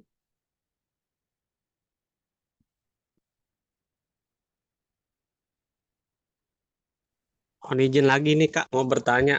Mungkin di luar konteks kali nih Kak ya. Apa? Jadi kalau dilihat kan ini kita baru di tahap peningkatan intelijen dari suatu mesin ya Kak ya. Hmm. Ada nggak sih ke depannya peningkatan intelijensi dalam bidang emotion mesin itu sendiri gitu Kak? Emotion. Emotion kayaknya sudah banyak juga risetnya ke sana sih. Bagaimana cara apa namanya apa namanya robot AI mengenali emosi manusia dan membalas emosi tersebut berdasarkan kreativitas dari model AI tersebut. Gitu. Kayaknya lumayan banyak juga riset tentang itu. Salah satu anak mahasiswa bimbingan saya dulu di waktu S3, saya membimbing satu anak mahasiswa S1 di Jepang. Dia risetnya tentang pengenalan emosi manusia. Dan itu juga apa namanya? Secara kognitif dia bisa melihat emosi ya. Dan secara apa namanya? By riset kita juga bisa mengembangkan sebenarnya apa feedback robot secara emotionally, apa yang bisa di feedback, apa yang bisa dikembaliin dari robot ke manusia gitu. Sebenarnya kayaknya riset seperti itu sudah lumayan banyak gitu. Terus sama ini Kak, kadang kalau penerapan AI pada teknologi di Indonesia itu agak susah diterapin Kak. Misalkan kayak di palang pintu kereta api ya Kak. Kalau kita mau membuat smart palang pintu gitu, kadang kan susah juga tuh AI memprediksi perilaku pengendara motor, mobil gitu Kak. Nah, itu gimana ya Kak kalau misalkan kendala dari segi budaya manusianya itu sendiri Kak, kalau AI itu diterapkan di suatu negara gitu Kak. Nah, itu yang saya bilang. Itu adalah dataset unik dari Indonesia karena perilakunya perilaku orang Indonesia. Itu yang dibutuhkan.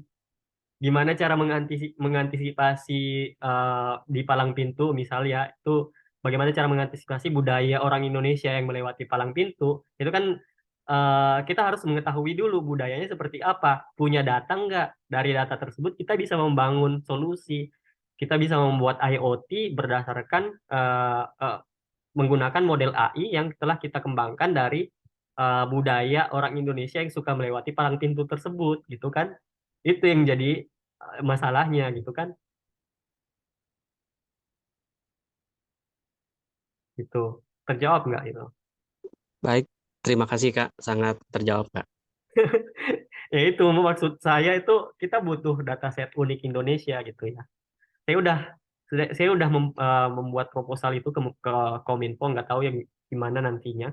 Eh, Mereka memfasilitasi apa enggak kalau kita bisa membuat satu dataset center di Kominfo untuk penerapan AI ini di Indonesia gitu. Setahu saya pernah ngeliat Kak ada penerapan lampu merah tuh berdasarkan tracking kepadatan kendaraan gitu. Begitu Ya. diterapkan di situ malah jadi crowded tuh Kak. Suasana di lalu lintas perempatan itu tuh. Mungkin Berarti kalau secara diuji coba tuh wah udah oke, udah gini. Tapi kadang ya kalau mungkin kalau di Jepang itu bisa berjalan. Cuma kalau di Indonesia tahu sendiri orang Indonesia nyolong aja bisa melewati CCTV ya kan kadang susah juga tuh kita. Jadi kadang seharusnya jumlahnya sekian udah di tracking ternyata loss gitu apa terlewat dan sebagainya akhirnya ini malah error sendiri mesinnya akhirnya jadi kacau tuh di lalu lintas. Saya pernah lihat tuh ada di suatu daerah lah sebut aja daerahnya X gitu kan. ya, ya, ya. Saya mengerti maksudnya apa namanya. Ya, itulah yang menjadi surga masalah kita gitu kan. Kita kan tujuan AI ada itu untuk menyelesaikan masalah gitu, bukan untuk menambah masalah. Berarti kalau misalnya masalahnya tidak terselesaikan dari AI tersebut, berarti ada yang salah dengan model AI-nya dong. Gitu ya. Ada yang salah dari implementasi model AI tersebut gitu. Akhirnya saya lihat di lampu merah itu akhirnya kembali manual lagi tuh kayak seperti konvensional lagi tuh Kak kayaknya berdasarkan timer aja dia. Ya, gitu. Bisa sih itu maksudnya nggak sulit buat model seperti itu. Apalagi kalau misalnya pakai model-model yang sudah ada, model yang sudah di-train sama orang lain, pre-train ya. Apalagi orang nggak tahu ya kalau itu modelnya pakai model sendiri atau pakai model yang sudah ada. Misal kayak yang dari OpenPose, tracking, itu kalau misalnya saya buat malam ini 5 menit juga jadi gitu. Hanya Itu markup kayaknya gitu. saya lihat sih dari Dishub kalau nggak salah dari Ya. uji coba satu gitu terus mungkin dia mau lihat hasil kerjanya cuma begitu diuji coba 3 bulan kalau nggak salah tuh di daerah tersebut itu waduh malah crowded bahkan ya kalau dievaluasi ya kalau menurut saya pribadi sih kayaknya jauh lebih baik yang sistem timer Ya. dibanding yang tracking-tracking pakai objek-objek berapa nih jumlah kepadatan kendaraan di lintasan satu, di jalanan 1, 2, 3, 4 gitu. Mungkin ya itu juga benar juga Kak. Jadi kayak perlu apa sih dilihat lagi ya di itunya ya. Apa algoritmanya entah apa ya di situnya. Ya. Maksudnya berarti ada yang salah gitu ya di implementasi modelnya gitu. Atau implementasi bagaimana cara si model diimplementasi gitu. Mungkin ada yang salah di situ. Kalau Iya, nggak work berarti solusinya nggak mecahkan masalah gitu kan. Itu aja. iya akhirnya saya lihat di daerah itu endingnya yaitu akhirnya ya berdasarkan timer aja lampu merahnya. Di sini timernya berapa, sini timer berapa, sini timernya berapa, sini. Udah kembali lagi ke asal lagi gitu, Kak. Hmm, ya, itu sih paling kalau dari saya mikirnya ya.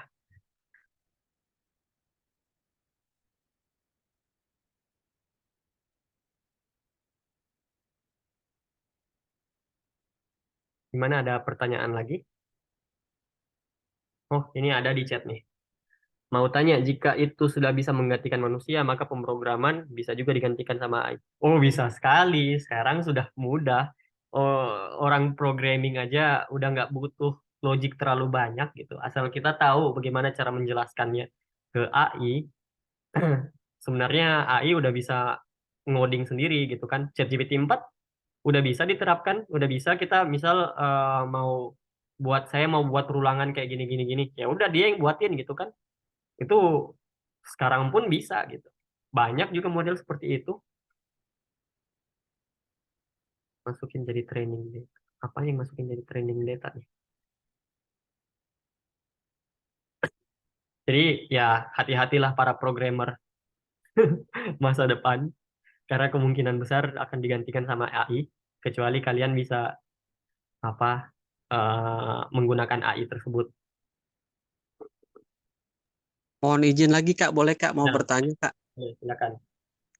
Untuk perkembangan AI itu perimbangannya seperti apa ya Kak dari segi hardware komputasinya itu sendiri Kak? Ya kalau misalkan hasil dari AI itu training model dan sebagainya itu memakan memori besar, apakah ini nanti tidak memerlukan hardware yang cukup juga Kak? Itu Kak. Mohon penjelasannya Kak. Oke. Jadi kalau itu kita lihat dari sejarah AI ya. Sejarah. Jadi algoritma-algoritma ini sebenarnya sudah ada dari tahun 90-an. Recurrent Neural Network yang paling bagus, LSTM, itu ada 1997 keluar papernya. Bisa diterapkan pada saat sekarang-sekarang ini karena eh, power komputasi power kita udah lumayan bagus. Dulu-dulu orang cuma dari teori aja, nggak bisa menerapkan metode-metode ini, nggak bisa diterapkan pada saat zaman dulu. Itu cuma dari teori-teori, ya teori-teorinya Alan Turing lah, teori-teori Alan Turing itu yang dijadikan landasan. Tapi dulu nggak bisa diterapkan sama sekali karena computation power-nya masih belum ada. Nah, untuk sekarang computation power udah ada, dan kedepannya lebih lebih apa ya, computation power power lebih kuat, lebih kuat, lebih kuat. Kita bisa lebih mengeksplor apa-apa saja yang bisa dilakukan sama AI gitu. Kalau sebenarnya nggak terlalu terbatas ya dengan masalah computation itu, hanya eh, lama aja gitu. Kalau misalnya mau pakai CPU ya lama aja, mau trainingnya lama gitu. Sebenarnya nggak ada batasan. Kalau bisa, kalau kuat-kuat aja tuh komputer dihidupin training 1 bulan sih nggak masalah sih. Hanya nggak meletus habis itu. Pertanyaannya kuat nggak? Gitu.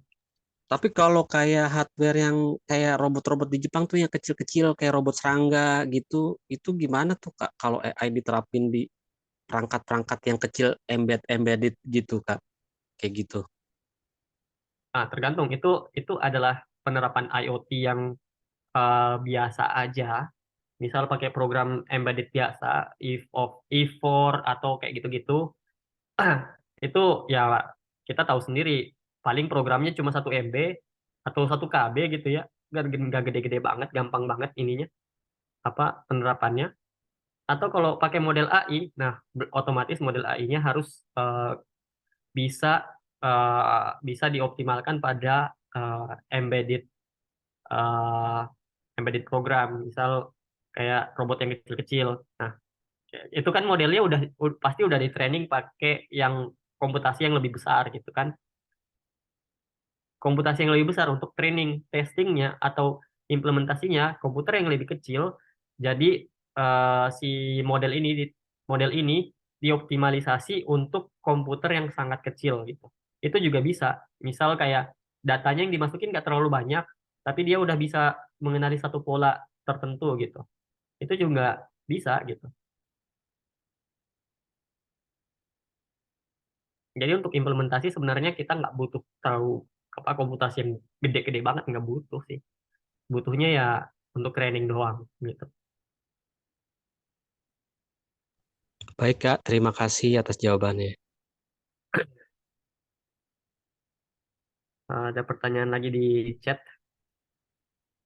Titan Check atau konversi bahasa pemrograman Sunda pakai ChatGPT tinggal bahasa letter biasa. Saya nggak ngerti. Ini pertanyaan apa pernyataan? Oke, mungkin yang lain.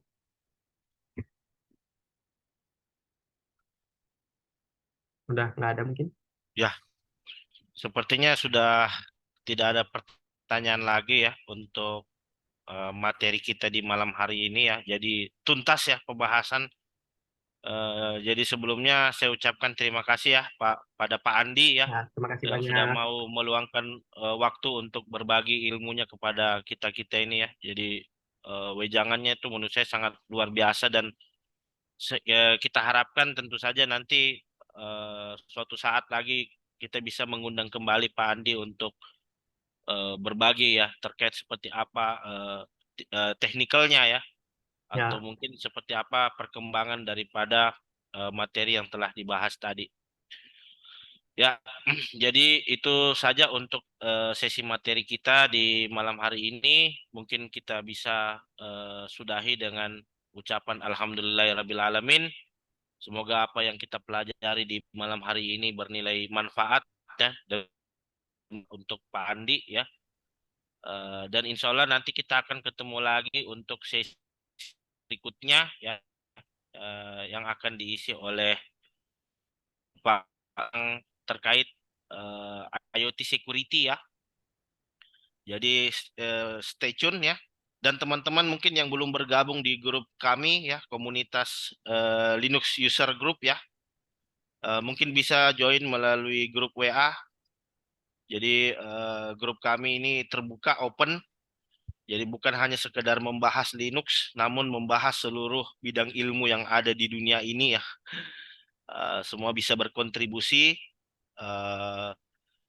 untuk memberikan pengetahuan yang dimiliki. Jadi mungkin itu saja untuk sesi materi kita di malam hari ini. Saya ucapkan terima kasih banyak sekali lagi pada Pak Andi atas ilmu yang telah diberikan. Ini merupakan sebuah ilmu yang sangat luar biasa ya menurut saya. Kita bisa tutup dengan ucapan Alhamdulillahirabbil alamin. Saya bisa tutup sesi webinar kita. Wabillahi taufiq wal hidayah. Assalamualaikum warahmatullahi wabarakatuh. waalaikumsalam warahmatullahi wabarakatuh. Terima kasih banyak sudah hadir. Terima kasih banyak Pak Andi. Terima kasih Terima ilmunya kasih Pak. semuanya. Terima kasih Sampai banyak ketemu Pak. minggu depan. Sampai ketemu minggu depan ya di Ya sesi Allah, webinar kita berikutnya. ya Allah, ya siap.